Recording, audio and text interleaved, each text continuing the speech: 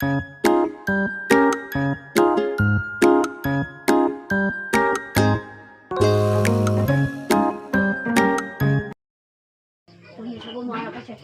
morning, class. Good morning, ma'am. May I request Michael J. Torres to lead our prayer? Pray. Stand up. Dear God, thank you for all the blessings that you have given to us. Guard us in danger and help us Face our trials. face our trials. Amen. Okay, thank you. And the Father, the Son, and the Holy Spirit. Amen. Thank you. Good morning, class. Good morning, ma'am. How are you today? I'm okay. Have you eaten your breakfast? Yes. Okay. Before we'll proceed to our proper topic, we have a activity. Our activity is namely or entitled, and it is a talk show with the interviewer. Okay. Marcel, may I request you to be my interviewer?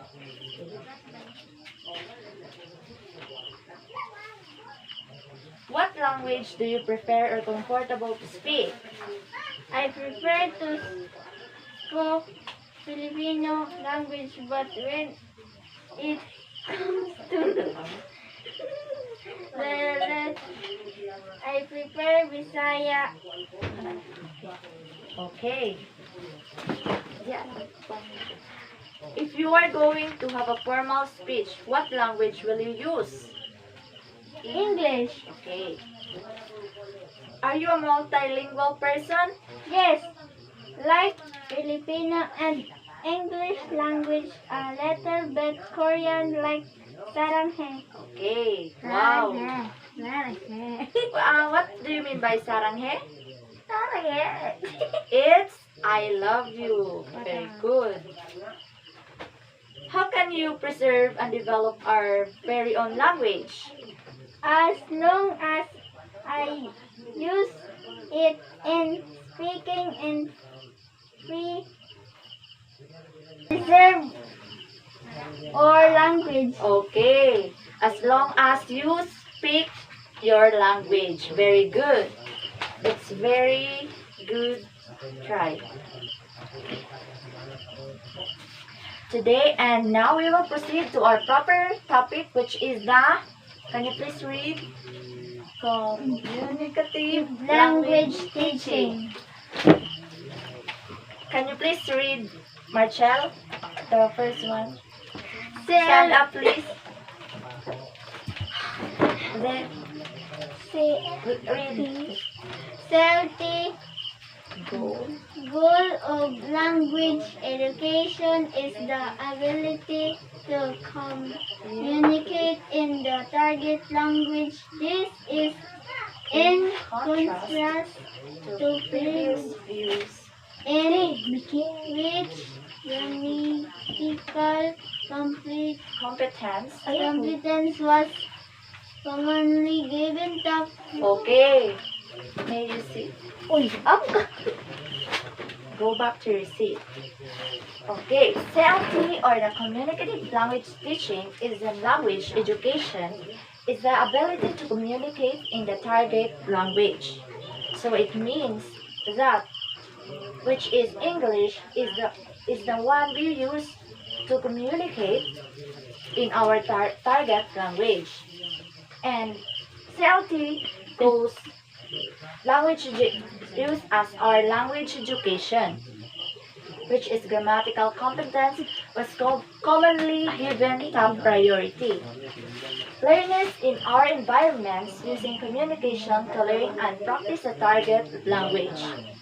by interaction with one another and the instructor to study the authentic text and the use of the language both in class and in outside class. So, ang The CLT or CLT Communicative is Language primarily Teaching used in teaching class language. is that That's atong the kaalam conclusion sa in panagsultianay our in any topic, ways which of is the communication CLT or with the interaction communicative language or ang teaching. duha or labaw pang individual Okay, na ay pagpanagtubaganay sa usa ka bahin evaluate or sa topic na your ilang learning giistoryahan. about our Ang topic basihanan sa CLT is this that ang morning. atong mga experience para ma-enhance nato ang atong skill sa communication. Ano? Class, answer this. Please get one half sheet of paper, one half length crosswise, and answer the activity, which is the fill in the blanks. I will give you 5 minutes to answer this. Okay, answer.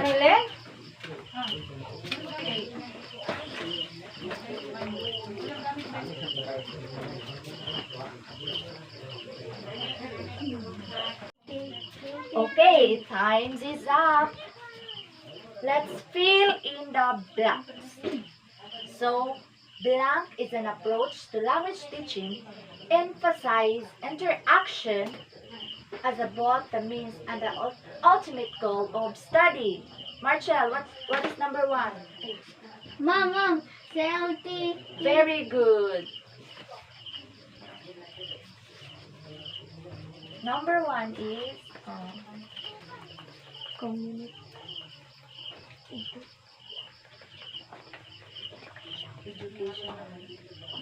Sige, please read Marshall. CLT is is an approach to language teaching, emphasize emphasize action interaction as both the means and the ultimate ultimate goal of study. study. Very good.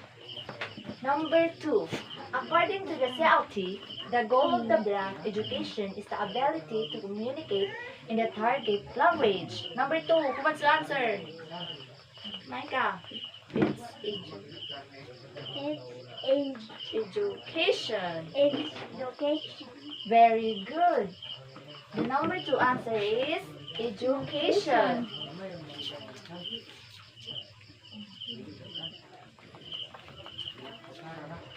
So, education, the goal of education is the ability to communicate in the target language. Very good. Did you learn about our lesson? Yes.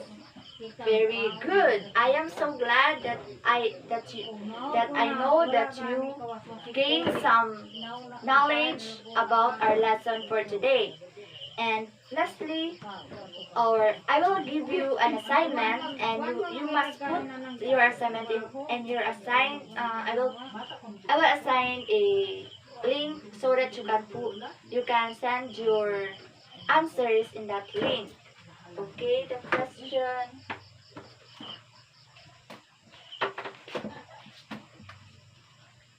Okay. Yes, ma'am.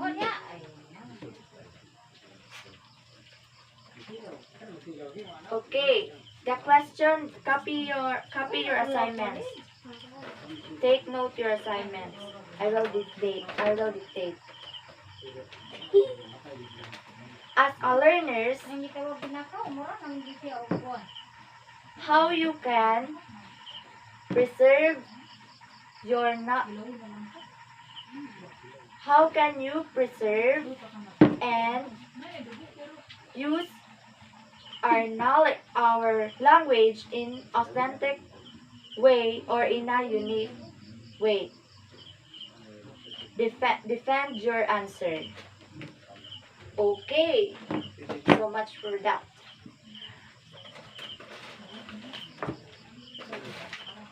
Okay, thank you for cooperating for this morning, And goodbye, class.